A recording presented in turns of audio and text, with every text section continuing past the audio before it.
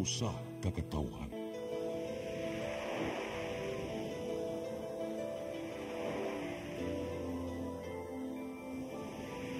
Cebu Catholic Television Network.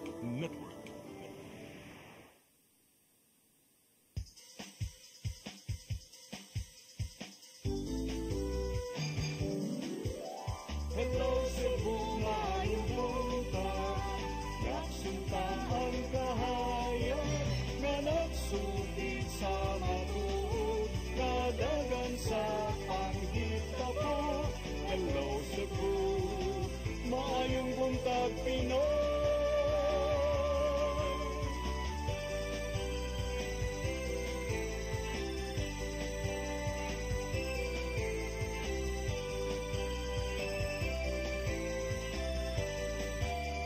Ang katutulungan sa mga katawhan. Hello Cebu, hello Cebu, maayong buntag Pinoy, maayong buntag Pinoy, maayong buntag Pinoy. Hello Cebu, maayong buntag Pinoy. Adlaw karong Biyernes, Friday the 13th, pizza 13 sa buwan sa September 2024. Sangan sa akong partner nga si Attorney John Destacamento. Ako yung alagad sa kaninan Malu Inocando Tabar. Ubanikon sa alas 9 karong buntagas itong programang Hello Cebu, maayong buntag Pinoy. Sama sa naandan, atong ipadangat kining atong front pages sa mga pamantalaang lokal ug national samtang nagpaabot sa kita sa ato ang labing uwahing pagbana-bana sa lakat sa kahimtang sa panahon. Ning tungura ato sang sugdan, pinagis pagpakita sa front pages, atong sugdan sa Sunstar Daily. Sa Sunstar Daily, liability over Pogo discovery. Chan faces DILG probe. Sa Super Balita sa Sunstar, sa Lisigang na ilhana. Sa The Freeman, cop chiefs relieved over Pogo operations in Lapu-Lapu City.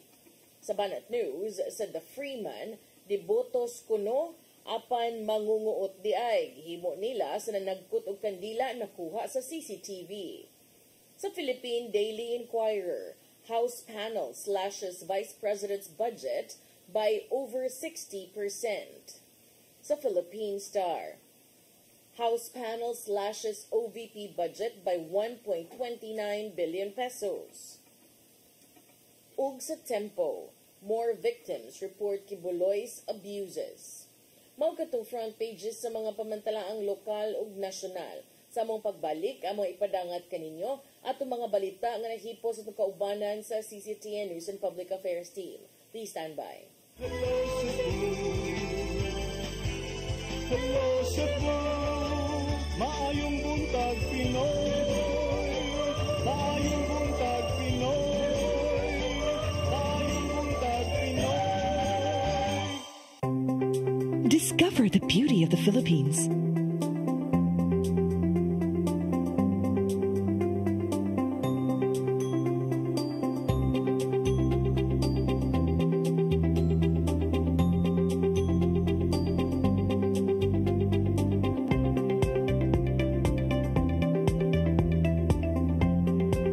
With Philippine Airlines, the country's flag carrier.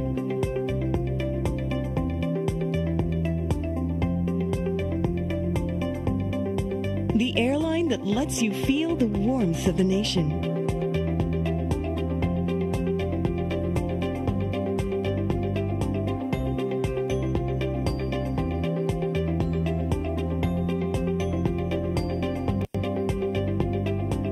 Mabuhay!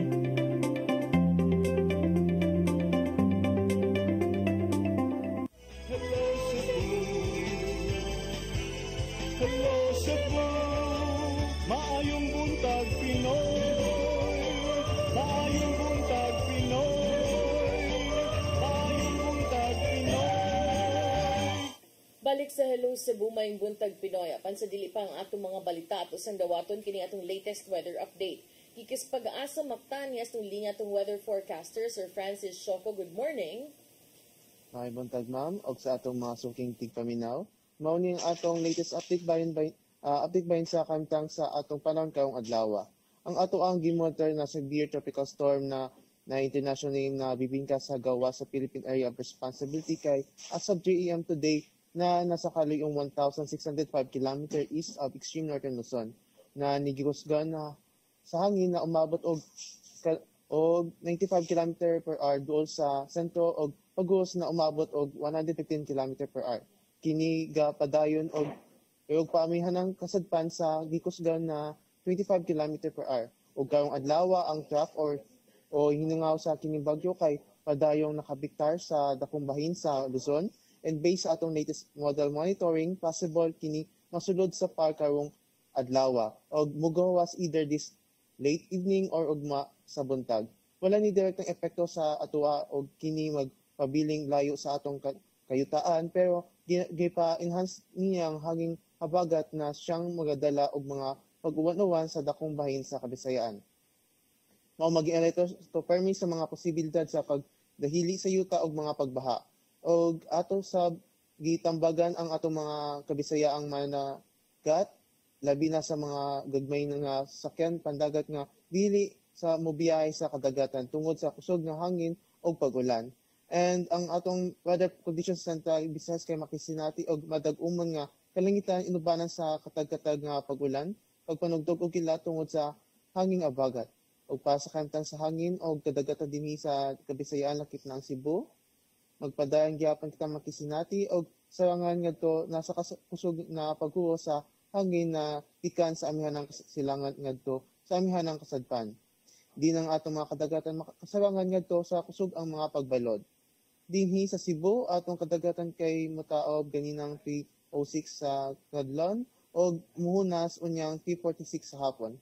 Temperature karong adlaw kay nasa 26 to 30 degrees centigrado. Atong haring adlaw kay misalo 5:46 sa hapon, Philippine Standard Time, 8:07 a.m. Ug mao nang atong latest weather update gikan diri sa buhatan sa DRC Pag-asa Mactan.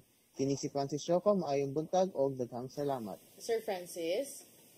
Yes po. Yeah, you said earlier that kaning bagyong bibingka wala na direct effect nato sa Pilipinas, no? But yesterday, Apo. grabe ang incidents of kaning dagko kaayo nga mga balod, no? And in fact, there were reports of an accident dito sa katong upat ka mga pump boat nga nalunod og na one person was reported to have died dito sa Bohol. So kining mga grabe nga mga balod karon, unsay cause ani, Sir Francis? Ang possible cause po nito is yung enhanced na habagat or yung southwestern monsoon which na enhance po dahil sa sa bagyo. So dili to because of the bagyo and mura lang siya regular nga habagat but na strengthen because of the weather disturbances nga nagpaingon sa atua. Yes po. Okay, are we going to expect the same thing today and tomorrow? Apo. Okay. So, Yes? halos same naman po. Pero possible po mga bukas is yung bagyo po is parang lalabas na po sa Philippines sa PAR pero mag-strengthen po siya into a typhoon. Okay, but outside the PAR already? Apo, outside na po siya. Okay, once that leaves PAR, is there any other weather disturbance na ato pang gi-monitor pasulod or wala na? Next week po, possible, mayroon po tayong, based po sa ating tropical cyclone threat potential, mayroon po tayong moderate to high probability of tropical cyclone development po sa malapit po sa within po sa PAR, which is next week po. Okay, so meron pang isa next week. Sige, thank you, Sir Francis. Thank you po. Okay, maugad to si Sir Francis Choco, gikan sa Pag-asa Mactan. Karon arita sa atong mga balita, dakbayan sila pula-po na himutang sa ikaduha sa dunay labing ubos nga kaso sa dengue sa Central Visayas, gikan sa Enero hangtod sa Agosto ning tuiga. City Health Office ni Butiag, nga resulta kini silang gihingusgan nga information drive ug kanunay pagpahimangno sa katawhan. Ang kasayuran, ihatod ni Crystal Joy Pilerca. Sukad Enero hangtod Agosto ning tuiga, ang Lapu-Lapu City adunay 504 ka mga kaso sa dengue ug ang City Health Office walay natalang namatay sa maong sakit. Kung itandi sa nilabay nga mga tuig base sa datos sa Department of Health 7 sa susamang buwan sa tuig 2022, ikaduha ang dakbayan sa Lapu-Lapu nga may pinakataas nga kaso sa Central Visayas nga may 1,296 samtang na po ang nakalas nga kinabuhi. Sa nilabay nga tuig nikunhod kini ngadto sa 294 ug usa ang namatay sa maong sakit og nahimong ikatulo ang dakbayan sa may pinakataas nga kaso sa rehiyon. Apan karong tuiga, ikaduha na kini sa may pinakaubos nga kaso sa dengue sa mga probinsya ug highly urbanized cities sa Central Visayas. Ang dakbayan sa Lapu-Lapu ug probinsya sa Siquijor mao'y nagpabiling walay natalang namatay tungod sa dengue. Gibutyag ni Dr. Agnes Cecil Realiza, ang pangulo sa City Health Office, nga nikunhod na ang kaso sa namatay sa dengue sa dakbayan tungod kay resulta na kini sa ilang massive information drive sa mga barangay ug sa mga eskwelahan. Gihingos ganila ang pag-implementar sa 5S, ilabi na ang unang S nga mao ang search and destroy. Daon yun na ang katnang breeding places, breeding grounds sa mga mosquito. Kay maumang doon na ka na importante nga huwag sila ipugan. Gawas sa mga pahimangno, nang hatag usab sila og mga Oliset net sa mga barangay nga taas ang kaso sa dengue, nga usa ka klase sa net nga chemically treated nga kung mobatok ang lamok niini mamatay. Sigon usab ni Dr. Realiza nga ang City Health Office adunay NS1 nga usa ka diagnostic test para sa dengue. Ang atong instruction dito sa field, unahay ka ng mga suspect for dengue nasa dito sa City Office makaperform tag NS1. At the same time, mahatag po na ito free ang CBC. So, free ang NS1 o free ang CBC for suspect of dengue. Gidugang usab sa Pangulo sa maong buhatan nga ang Lapu-Lapu City Hospital adunay dengue fast lane para sa mga suspected dengue patients. Crystal Joy Filerca, CCTN News. Samtang mga job order nga garbage collectors o truck driver sa barangay Giso, Mandawi City giterminate sa syudad. Kininunot sa ilang kapakyas pagkolekta sa basura sa maong barangay. Ang kasayuran ni hatod ni Mary Rose Sagarino. Gawas sa pagbawi sa duha ka garbage truck sa Barangay Gezo, giterminate na usab sa syudad ang tulo ka city paid job order nga garbage truck driver ug collectors nga gidestino sa barangay. Kini subay na sa giingong kapakya sa Gezo sa epektibong pagkolekta sa ilang basura. Tungod gibawi naman ang truck, ang syudad pinaagi sa sakop sa Department of General Services ang kasamtangang mo take over sa garbage collection sa barangay. Nasagmuyo ang mga na-terminate nga city job order tungod matod pa ilang ang gibuhat ang ilang trabaho. Gusto pa may ilang dagang istorya ng basura nga kami nagtrabaho man jud mi wa man jud mi ingon nagtapol-tapol kana sila naman sila dagang GO ano wa man ni palihuka palihok nila pero namas balay uban. Ang pagbawi sa garbage truck subay na usab sa mga nadawat nga reklamo sa syudad o gipang-issue nga environmental citation sa Gezo. Lakip sa reklamo sa mga residente mao ang giingong pag-prioritize sa kung kinsa mang mobayad ngadto sa collectors. May mga allegations nga mudawat kuno so on and so forth, but then again these are allegations, no?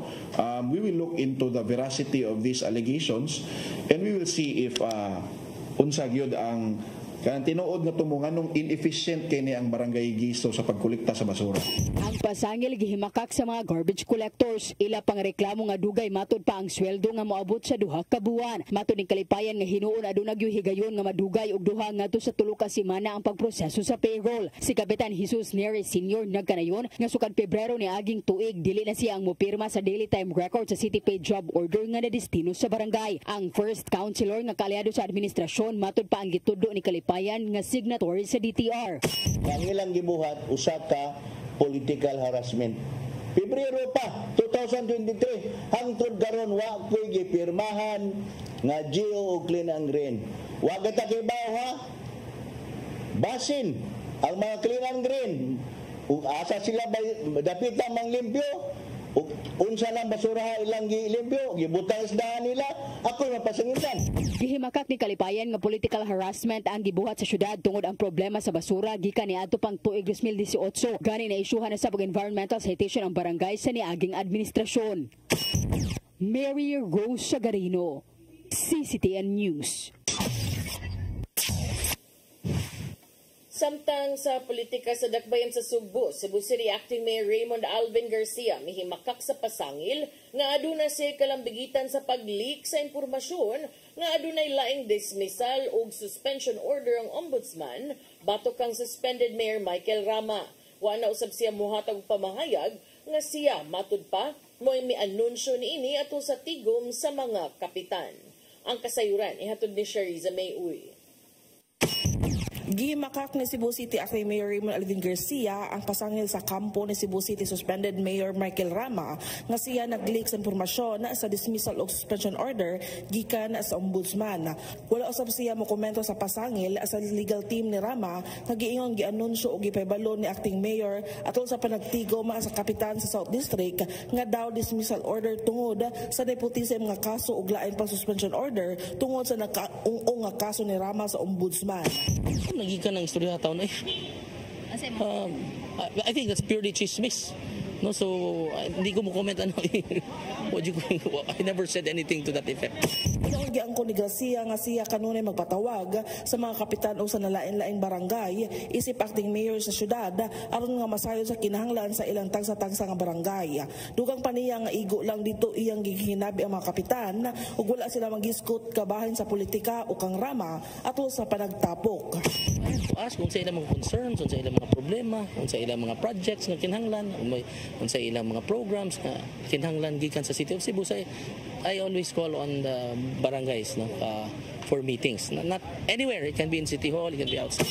Pinumduman nga sayo ning si Manaha nagduso og motion for necessary investigation sa Attorney Joselito Bayna nga to sa ombudsman ug dinhi sa Sugbo aron nga mapaimbestigahan ang mga tawo nga nagpaluyo sa pag-leak sa impormasyon nga gikabalaka sa ilang kampo. Shariza May Uy, CCTN News.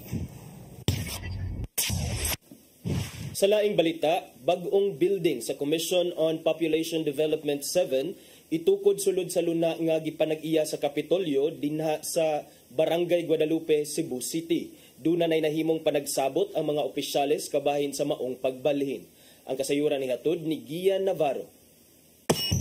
Sugda na sa dili madugay ang katukuran sa bag-ong building sa Commission on Population Development 7 sulod sa bag-o niyang lokasyon.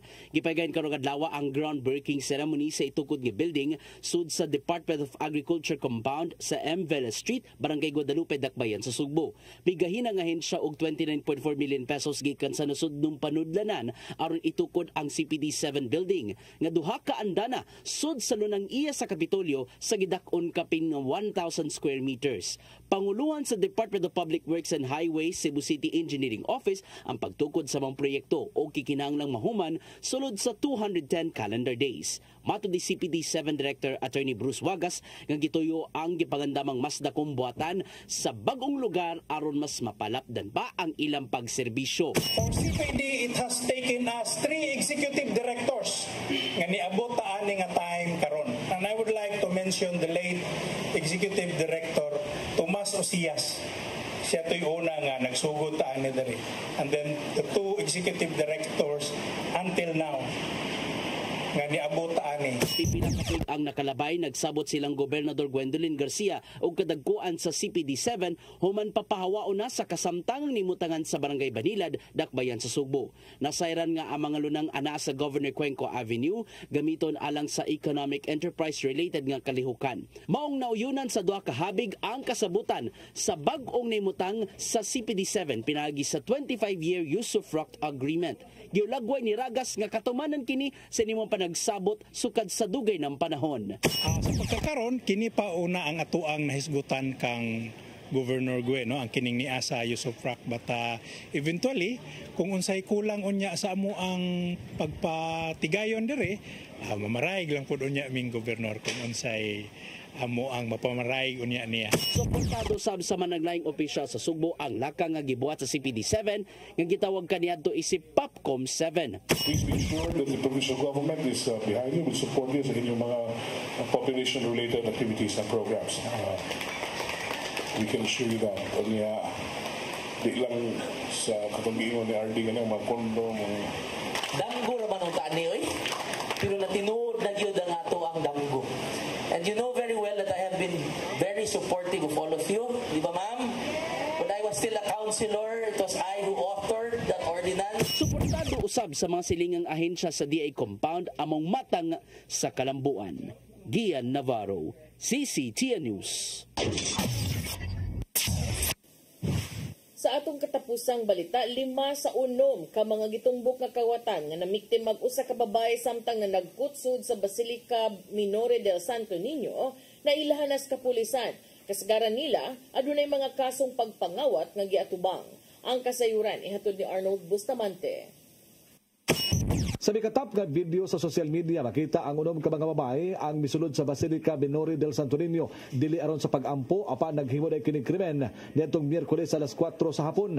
Makita sa video ang maog nga mga suspitsado nga miduol sa babae ug daing kuot sa bag sa biktima nga gitabunan ang kamot sa dala nini nga paypay ug malampuson nga nakuha ang cellphone sa usa ka babae nga wala siya makabantay. Dali nga misibat ang tulo ka mga suspitsado samtang ang laing tulo nagpabilin pa kini og dayong panguros human makapanagkot. Matud ni pulis sa Major John Lindbergh Liango, ang hipi sa Waterfront Police Station nga human nila makita ang mga video. Ila dayon ni nga gisubay ug ila kining nailhan pinagi silang record. Wala lang unang anli ni Liango ang mga suspitsado apan niyang gibutyag nga nagatubang na sila og kasong pagpangawat ug paghupot og illegal nga drugas samtang ang usa ila pangagi-profile kung kinsa. Actually, regarding ato nga incident na post sa social media tapos na viral, actually we already identified 5 of the suspects. So, nailan na ito, itanaw na mga record sa Station 3 na sila previous nga kaso nga same kaso, theft, tapos mga ginanag yapon, pagpanguha, pickpockets. And then, nasad sila yung kaso nga kaning sa Section 11 sa drugs, Arena 165. Pichado, ug matod pa niya nga dali ra kini nga mapangita tungod kay naklaro man ang ilang mga panagway. Grupo sa mga salisigang nga ang uban taga-dakbayan sa Sugbo ug dunay nagpuyo gawas sa syudad. Gani ang usa sa ilang membro naapa sa Cebu City Jail human managpan sa kapulisan. Dili sila ingon from Cebu City. Some of them na taga Cebu City, napoy outside Cebu City. So grupo din sila sir, previously na play kaso. Sila mismo unom, tungkol naman sa'yo, unom, dito ni sila before. Ang siya nakasasulod, ang unom ay nasa gawas. Tungod dining mao nga panghitabo ang kapulisan sa Negres sa Sugbo mayawhag ngadto sa katawhan nga kung nga mosulod sa mga dapit nga daghan nga mga tao lakip na sa mga simbahan nga labing maayo nga bantayan nila ang ilang mga butang sama sa bago guban pa kung dunay magsigi og dikit nga lipaton ang ilaga atensyon likayan na dayon nila kini aron dili mabiktima sa kawat. Arnold Bustamante, CCTV News. Mga katong mga balita nga nahipos ng kaubanan sa CCTN News and Public Affairs Team. Yung katong nakita kagahapon sa mga balita sa Sayre 47. Karon arita sa itong mga paghisgot-hisgot, attorney atong unahon, kining dunay information nga nigawas karon sa atong mga balita nga ang DILG ni aday dinhi nilusad og investigasyon sa posibleng kalambigitan. Matud pa ni Lapu-Lapu City Mayor Junard Ahong Chan ug uban pang mga opisyal sa gobyerno kabahin adtong Pogo nga nasakpan ug gi-raid sa ato ang mga joint forces bag-o lang dinhi sa Lapu-Lapu. Si DILG Undersecretary Juan Victor Llamas mibutyag nga usa ka 5-man team gikan sa Manila ni anhi gyud. So ni ari gyud sila gikan sa Manila. Ano man sad kang gikan sa Manila? Ano nang di man ang naa diri? Wala may kana tanaw na to kay basig ang naa diri natog. Ngano sad ka ha? Why does it have to di ba na may DILG diri sa region? Na man tayo DILG 7 but di sa nasla dapig-dapig. So yes. But sige, basin sa nasad na sila special team siguro gihimo to investigate Pogo incidents.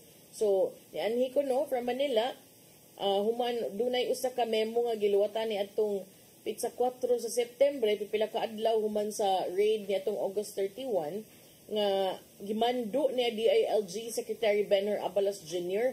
ang paghulma sa task force aron mo pahigayon og lawom nga investigasyon kabahin sa posibleng kalambigitan sa mga local government executives sa illegal pogo activities nga nadiskubrihan sa maong hotel. So, ang iyang himo kani as we said earlier, special task force pero para nako mas may sad siguro nga maghimo sa magbutang sa a part of the task force kanang local nga kanang participant counterpart nila. So sa ilang gitan-aw mao katong pagkasikop sa foreign national nga si Shushi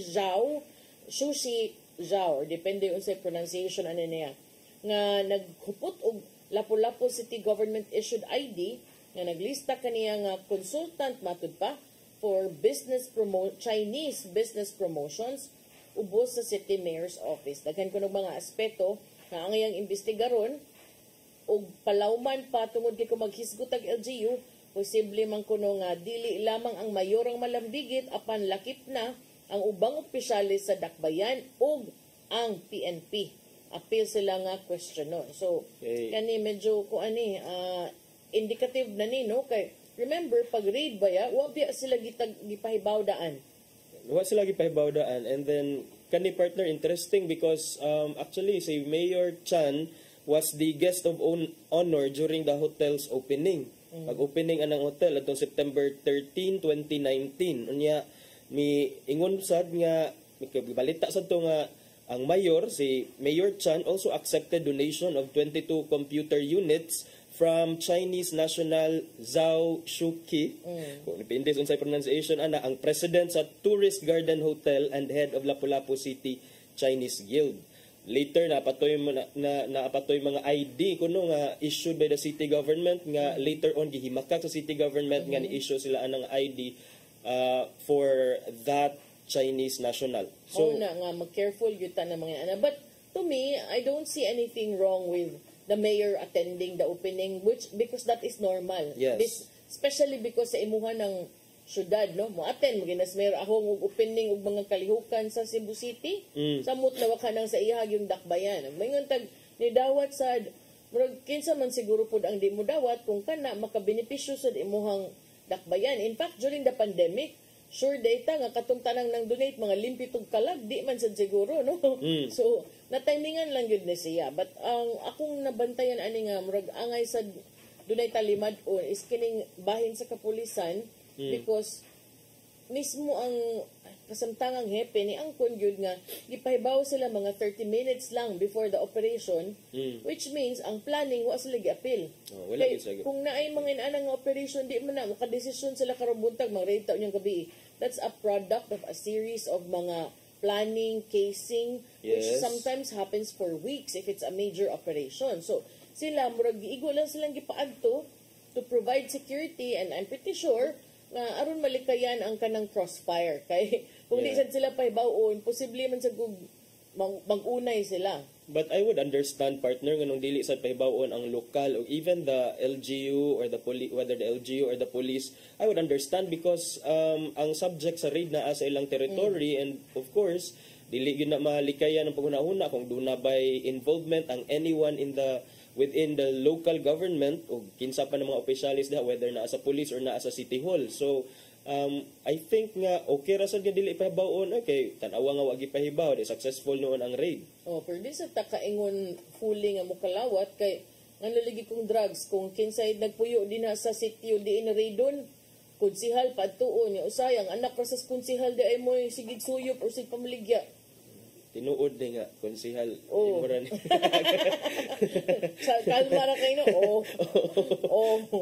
Bita sa barangay namin, ana. But makaingon pa. Pero, depende lang sa policy. Kay, depende sa pagtuon. So, posible nga naagad sila mga gilikayan, no? Kay, kung wa pa, apil atos planning, diba? So, matud pa ni katong sa DILG, sa ombudsman ko no, giingnan na nila nga wa sila disciplining authority over the LGU. Di sila pwede mag-preventive suspension o mag-dismiss. Kala kasi nila may ganun kaming power, binibigay namin yan sa ombudsman. Kani kabahin na sad ni sa kamanduan nga dalion ang investigasyon o ang mga rekomendasyon i-forward nga to sa Office of the Ombudsman or Office of the President tungod kay ang Lapu-Lapu highly urbanized area. Unya, subay sab ni ini, ang PIO sa Lapu-Lapu nga si kisilan ng PIO Mark Bautista niingon nga while the DILG task force is conducting their investigation, ang city government nagpahigayon sad sa ilang kaugalingon nga investigasyon and will cooperate fully. Si Lieutenant Colonel Christian Torres di pa maaba usab sa Lapu-Lapu City Police Office ni kumpirmar nga nakadawat na sila sa memorandum sa DILG ug mo-explain sad sila sa ilang baruganan nga to PRO 7. Doon na comment si Mayor Ani. Daan naman to siya niingon nga wala siya gi-issue niya. I think earlier this week or last week ba to ni-issue gag statement ang ang secretary sa council o ang BPLO gyud nga wala sila gi-issue nga mga ingon ana nga mga ID. So easy sad nga reproduce og inana nga mga ID pero dili gyud sa takaybaw kay pag pandemic bitaw daghan dili mga kaybaw mo balita nga nakalitlag ka media. Para lang gyud maapor, para lang gyud makaagi. Ya mahibong ta usahay kita nga tinuod gyud tang magprograma way sticker ang uban ng way apel daghan kay sticker. Si Mayor Chan ko wala pa diri sa ato pa kuno sa Manila partner niya. Himakak siya sa allegations nga dunay involvement tong si Zhao Zuki as consultant kuno diya sa City Hall niya. Dayon ingon siya nga puro ra ni politika ang tanan. Di kita malikayan kay hapit naman. Mao bitaw nga anything can also be used against you. So mo na angkod sa datong oras 8:30 break sa tanya balik mi may daghang naka-line up nga hisgutanan si attorney sa among pagbalik kuman sa pipila ka pahinumdom. Please stand by. Hello Cebu, maayong buntag Pinoy, maayong buntag Pinoy, maayong buntag Pinoy. Discover the beauty of the Philippines.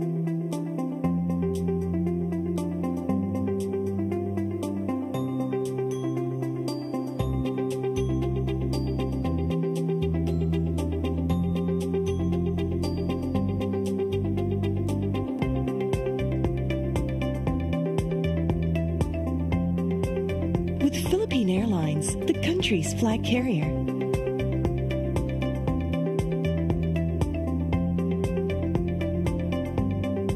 The airline that lets you feel the warmth of the nation.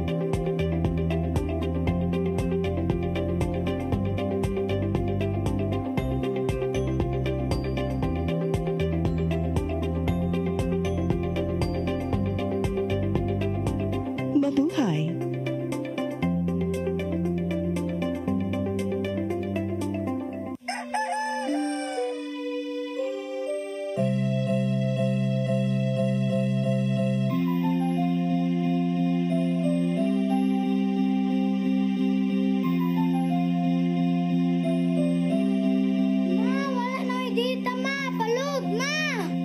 Sorry ma'am, na late ko. Nangita pa mong gusto para internet sa kong anak ma'am. Ay, wala na yung problema. Pag-sinisibo. Sinisibo, sinisibo. For your internet connection. And for the signal of your cable TV. So fast and straight the transmission to your home. Sinisibo. Sinisibo, sinisibo. Offers you to have fiber optics.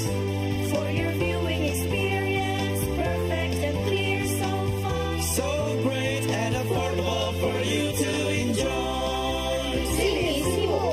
Sinisibo Television Network Incorporated offers fiber to the home broadband internet bundled with fiber to the home cable TV connection.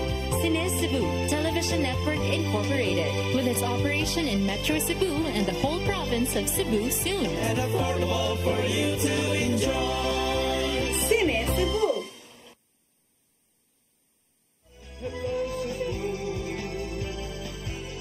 Hello Cebu, maayong buntag Pinoy, maayong buntag Pinoy, maayong buntag Pinoy.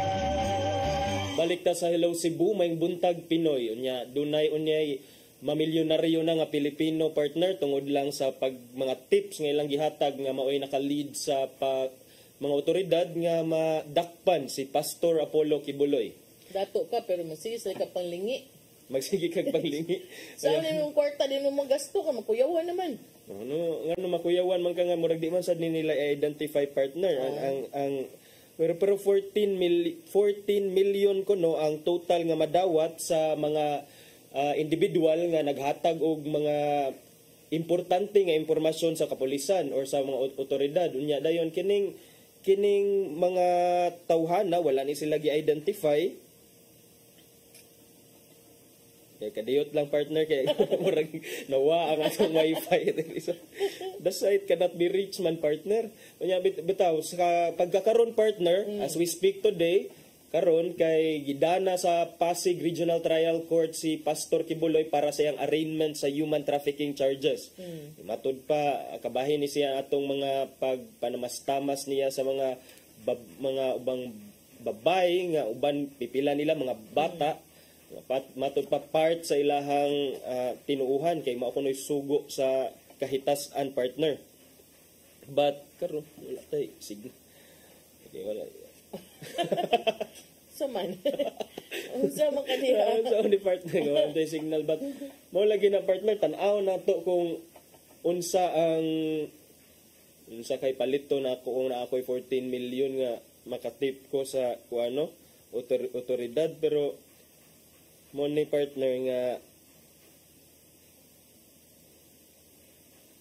unsa man naunsa man jud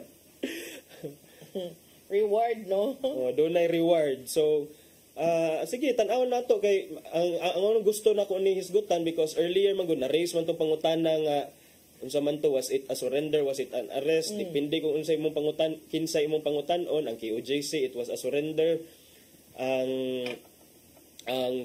si Secretary Abalosa ug ubang og si Presidente Bongbong Marcos ang police niingon nga it was an arrest and that wala na kunoy mahimo si Pastor Kibuloy even if it was a surrender maybe surrender would be the last option for him kay na corner naman siya didto. Pero so kung namo gay reward meaning arrest gidto pero wa pa man lagi specify kung pila ka book informants unya maong 14 di ay million kay ang 10 million para sa pagkasikop ni Kibuloy, unya dunay gipuno tag 1 million kada usa para sa mga associates ni Pastor Kibuloy nga sila si Jacqueline Roy, Ingrid Canada, Crescente Canada ug Sylvia Simañez. Matud ni Fajardo nga dili kuno sila makatug-an kung kinsa ug pila sila kabuok tungod kay ang ilang mga kinabuhi are under threat. So it will still be discussed who will be entitled to the reward. Kabahin sa pangutana kung ang mga informant, mga membro ba sa Kingdom of Jesus Christ. Ngayon si Fajardo, I cannot confirm that. So medyo posible kay medyo posible but wala makaingon sa tang unsa kay nganong dili man naman lang sad sila transparent or maghatag og mga detalye kinsa ang informant because 10 million is 10 million partner and ang source ani I'm not sure kinsa ang nag-offer sa reward nga total of 14 million and 10 million but if this is coming from the public offers then mas maayo siguro nga dunay gamay nga public offers na wag mo shell out nakadako para lang yung reward trip lang so pundo gid na sa gobyerno but kasabot sa taan ng threats no kay this is not a putyo-putyo organization and personality o yan na tendency nga mangitag yung paagi pod ang uban di ba especially those nga nituog yun niya so matud ni Fajardo nga si Kibuloy ang yang upat ka mga kauban adto sa PNP Custodial Center sa Camp Crame bisan pa magdunay court order nga sila ipabalhin na unta dayon ngadto sa Quezon City Jail. Matud ni Fajardo usa ka Regional Trial Court sa Pasig ni issue og separate order directing for Kibuloy and his followers to remain at the PNP Custodial Center. Ang ilang kaso sa Pasig non-bailable. Dili siya gusto nga morisgo sa pagbalhin nila ngadto sa QC unya basig mo piyansa unya mawad ana kononog control ang PNP. Matud ni Fajardo kinahanglan lang yung i-harmonize nila ang maong mga court order. Ang KOJC founder gayang mga upat ka kauban nagatubang og non-bailable qualified human trafficking charges dito sa RTC branch 159 sa Pasig. Samtang ang Department of National Defense niadtong Martes ni duso nag-motion to oppose Kibuloy's request to transfer his custody from the police to the military. Ngano sa kaon say purpose? From the police to the military. So murag ambot lang. So basig tungod siguro sa pagka high profile sa case and then ato man sadtong nadumduman nga si Kibuloy was also or is also facing charges dito sa US. So that could be one of the reasons. Pero ang ako lang anang partner, okay ra kung okay, if you have concerns about your security sa mga informants, dili nato paybawon, but hopefully moadto gid ni siya sa mga informants nga legitimate informants, at dili ni moadto sa bisag kinsa nga who may kaning mainteresado anang 14 million nga reward kay kuno it murag tempting sa siya nga duwa-duwaan sa mga kinsa tong mga nagpalakaw, nagunit anang kwartaha just because there is dili hugot ang transparency and accountability. Pero mo ginay nature basta high profile cases unya. Tinuod sa sistema pa sa Pilipinas, di ka kasiguro nga ang tibuok mo adto basig daghan pa nagagian. Ay abot sa katumog yun ang tipak-tipak na lang. Pero akong pangutana nga ano kaha nga ganahan sila sa Kibuloy and his party nga mobalhin adto sa military. Unsa may naa sa military nga wa sa pulis. Kana. Nga kung buto naon sakto sa biyang tubag ni Defense Undersecretary D. Ningon siya nga ang gatubang nga kaso ni Kibuloy ug yang kaubanan heinous crimes man under a civilian court. Yes. Sakto ra na nga adto sila sa law enforcement dili sa military kay ang AFP detention facilities para ra man na sa mga military officers or mga sakop nga napasaka og kaso or nakonbikto sa mga sala nga related sa ilang pagka-militar. Ubos sa jurisdiction sa ilahang court martial. So nahibong sa kung anong ngayon sila anak. Kana. So hopefully ilan nang ma-explain unsa what makes Kibuloy special nganong adto siya. Uy. Appointed. Dili na appointed. Dili elected naman sa uban, elected ka nang mapili na nagtuo nga sila na sa Ginoo. Wala po. Dili sad. Kani siya appointed ba ko nabot kasi nag-appoint kasi kabaw. Pero karon murag nagkuan-kuan na ni kanang nagkatay-katay na ni attorney kay doon na rin mga magbabalaod nga nag-ingon o nagtuo nga si former President Rodrigo Duterte posible kunong mapasaka ang kasong kriminal for harboring a fugitive. Kay siya man sad ang administrator sa iyang estate. Unsa may paagya na attorney? Anong harboring of fugitive niya then administrate ka kuan gud ana, that's murag misleading. If you are an administrator of somebody's property, that doesn't necessarily mean nga you are coddling or you are harboring a fugitive. Although din man itago. Din man itago. Kinsa man administrator. Wala na diha. So, but that is something that must be proven in court. We all know nga kung ikaw mo harbor ka og criminal diha or you give aid to someone nga gipangita, that could be, you are an accessory to the crime. But the crimes have already been quote unquote committed. So wala man siya dito pag-commit ang mga human trafficking charges. Unsa may crime magi-commit ni Pastor Kibuloy nga igo ra man siya nagtago dito. So that he could not have been accessory to Pastor Kibuloy's hiding because the hiding was not a criminal act. Pero being a fugitive man. Being a fugitive of justice kuno kay ni kado siya maybe obstruction of justice. Kasi ito harboring a fugitive. Ang obstruction of justice mura man ilang gi-assign gud.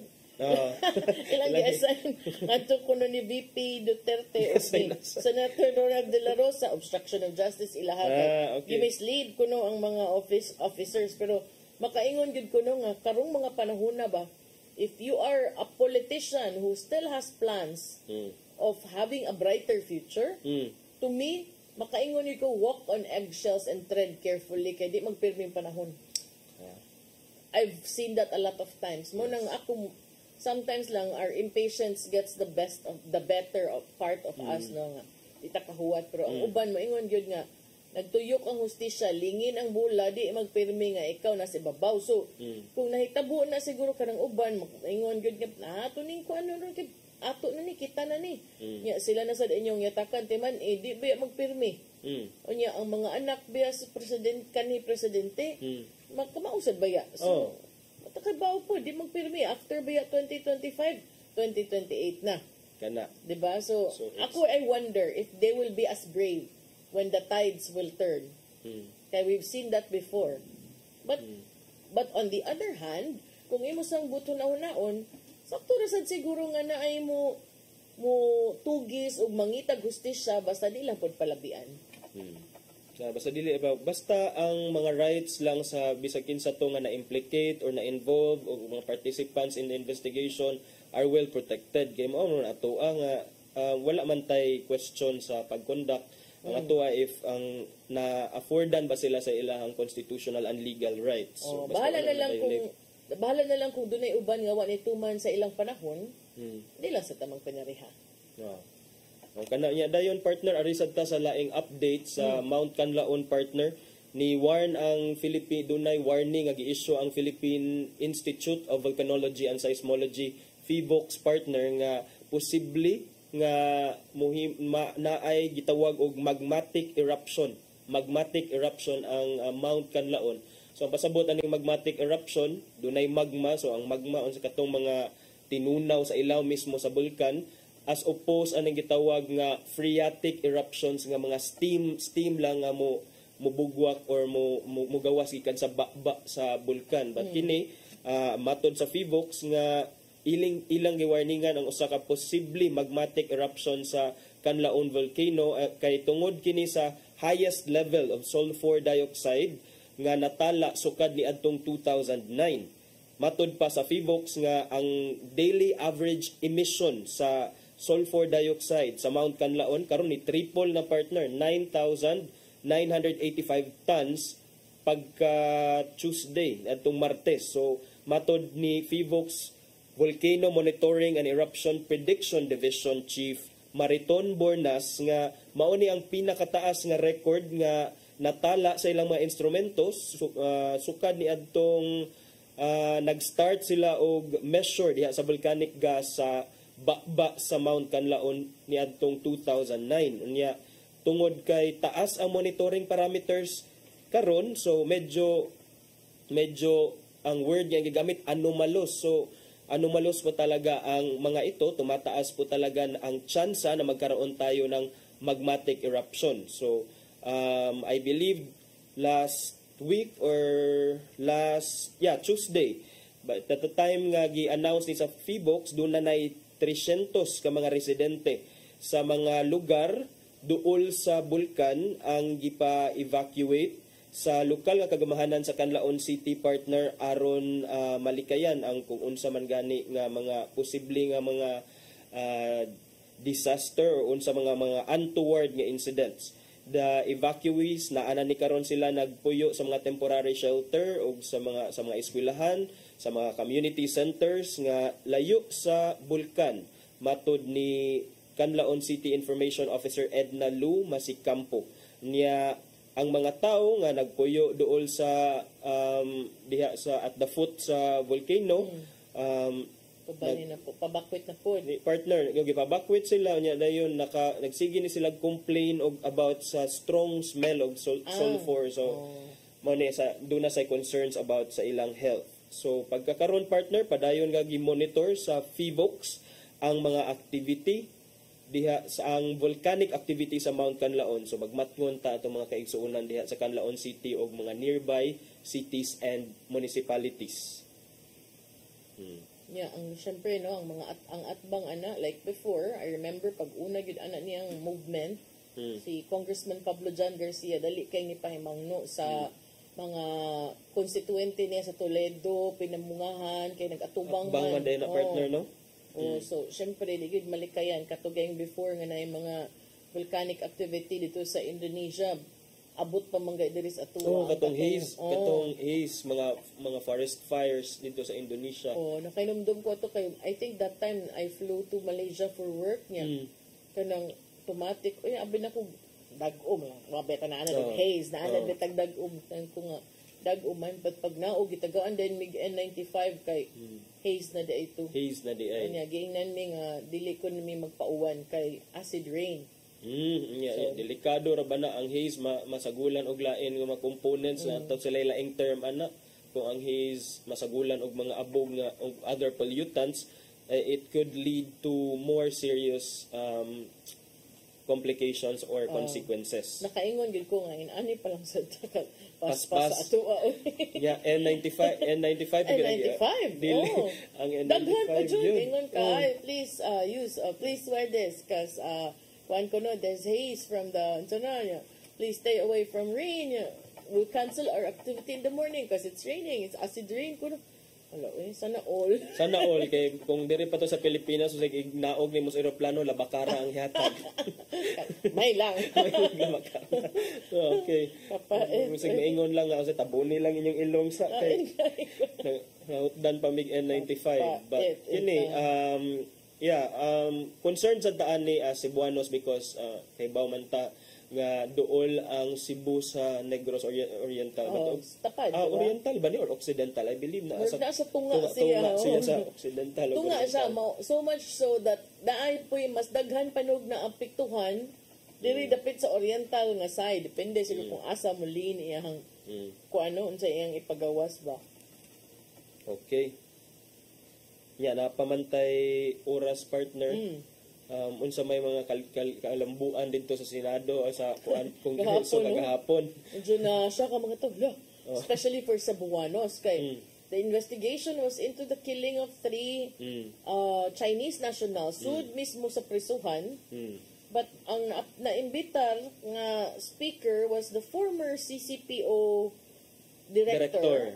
Diri sa Cebu, former city director of Cebu nga si I don't know sa ranggo ni Ma'am Superintendent man siguro to. Colonel sir sa karon Rina Garma. Colonel. Unya gigisa og maayo dito sa Kongreso kay napay mga pangan nga nung ikaw man gyud ang gikuan diri nya murag giukay tanan ba.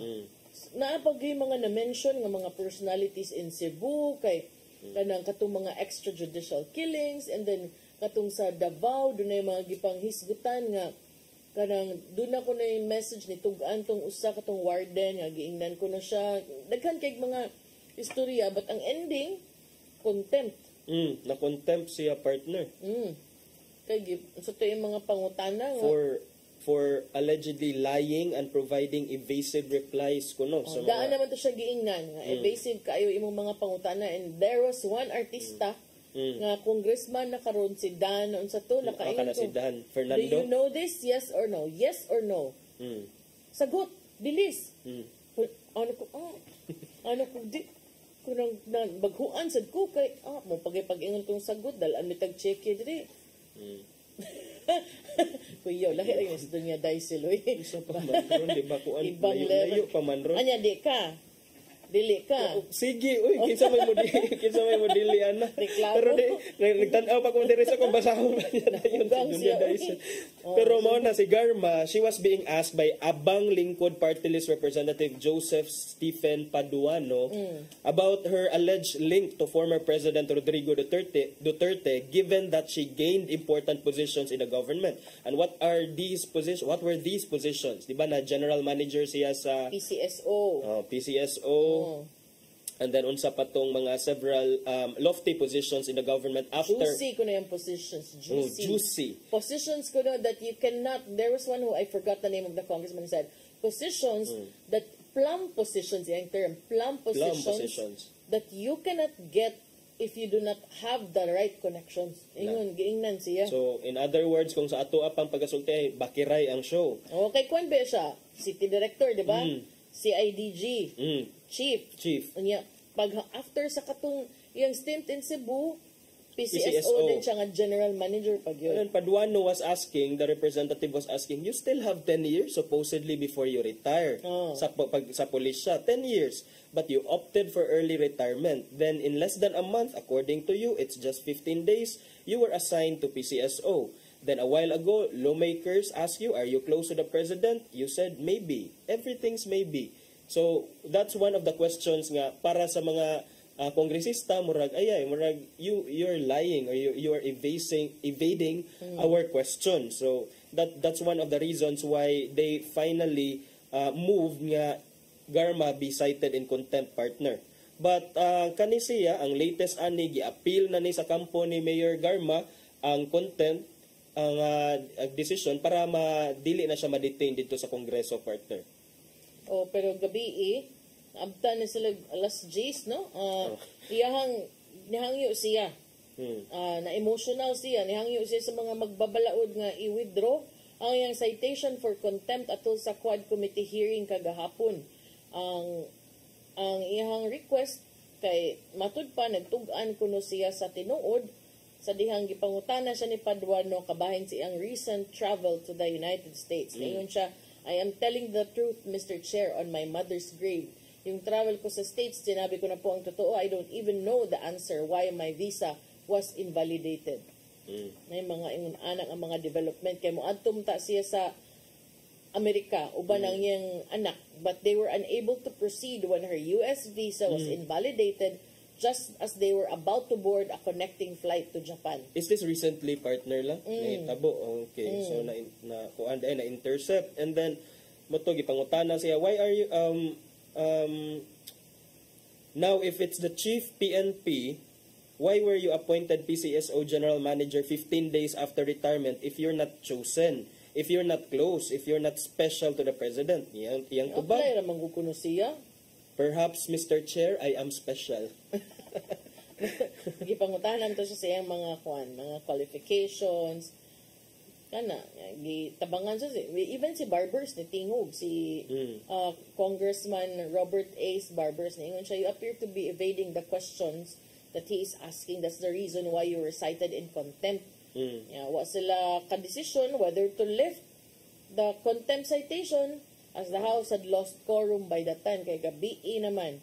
So the recourse left for the lady is to either file a motion for recon or she goes to court. Niya, kanang ingon sila si katuday Dan Fernandez, Congressman Dan Fernandez, ni ingon magud siya nga pauli ako ninyo kay nakoy anak nagpaabot nako. Okay, so niingon si Dan Fernandez nga ang anak ni Garma na lang posible nga paubanon niya kung ganahan gyud siya dito sa detention facility sa House of Representatives. So ingnan siya, we sympathize with you, Colonel Rowena Garma, but of course we've already decided we'll be asking the Sergeant at Arms to fetch yung anak niya para to be with her, para at least makita natin ang kalagayan ng kanyang anak.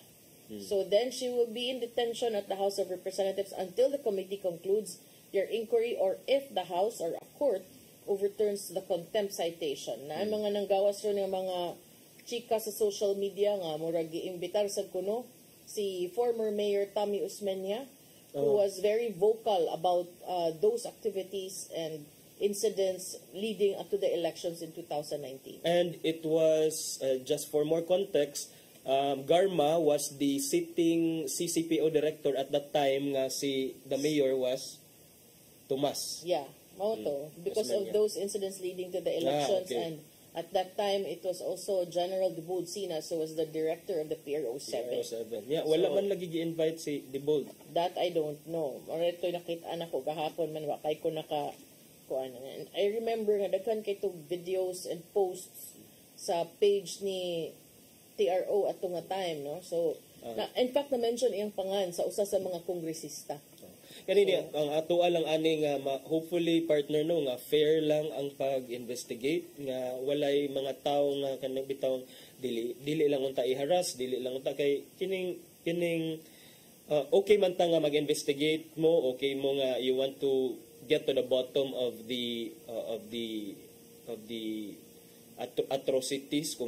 alleged atrocities committed by the previous administration if naay mga inana, pero dili lang sad siguro nato imuon nga murag for the show kay in fairness sad nila ni Garma ba para nako depende sad na kang uban sa biktima di naman kayo na hunag fairness na wala na mao na ato so like what you said earlier partner, the tides will keep turning also. So always bear in mind yawan naman tay oras atay padangat ang giandam ni Tatay Dodong ang pulong ug kinabuhi.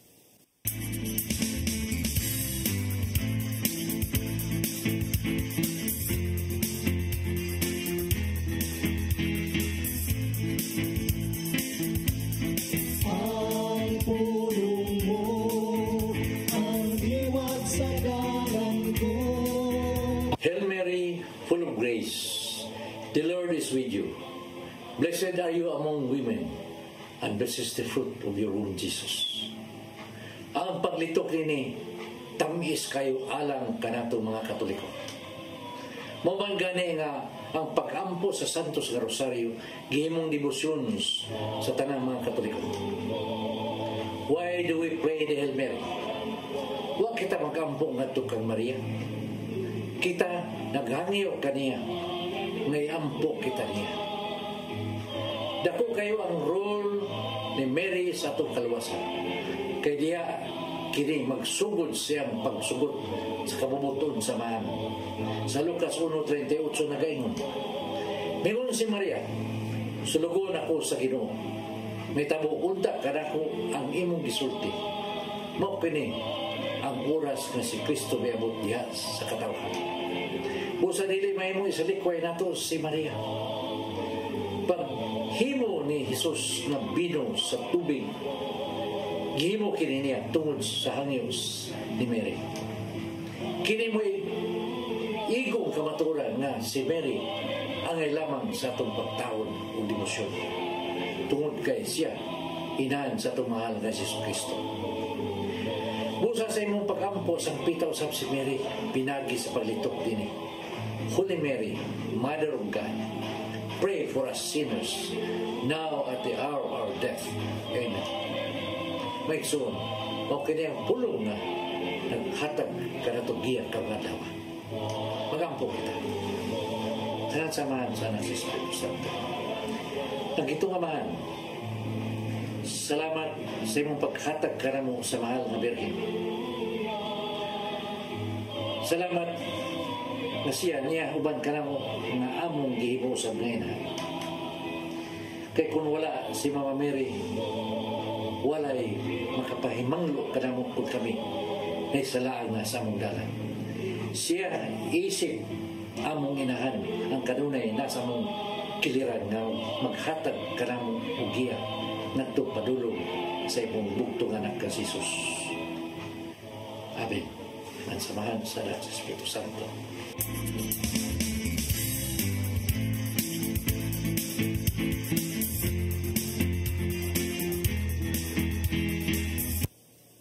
Pulong kinabuhi ni Tatay Dodong Limchua may nagtapos sa ating tulumanon. Dagang salamat sa Philippine Airlines. Thank you sa Archbishop Jose Palma, Nanay Diana Limchua ug Tatay Dodong Limchua. Thank you, Sir Dennis Tabar, mga kaubanan sa TOC, Sir Robert, Miss Inday, Sir Matmat, Miss Joanne.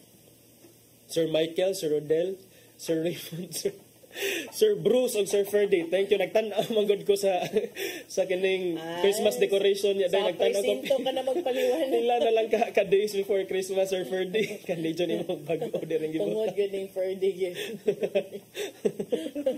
Salamat sa iyong papakiguban. Ako si Maluy no Kando Tabar. Ug ako si Attorney John Destacamento. Yeah, Friday man ron, magitatag-balik sa Lunes pohon sa programang Hello Cebu. Mayong buntag, Pinoy. God bless us all.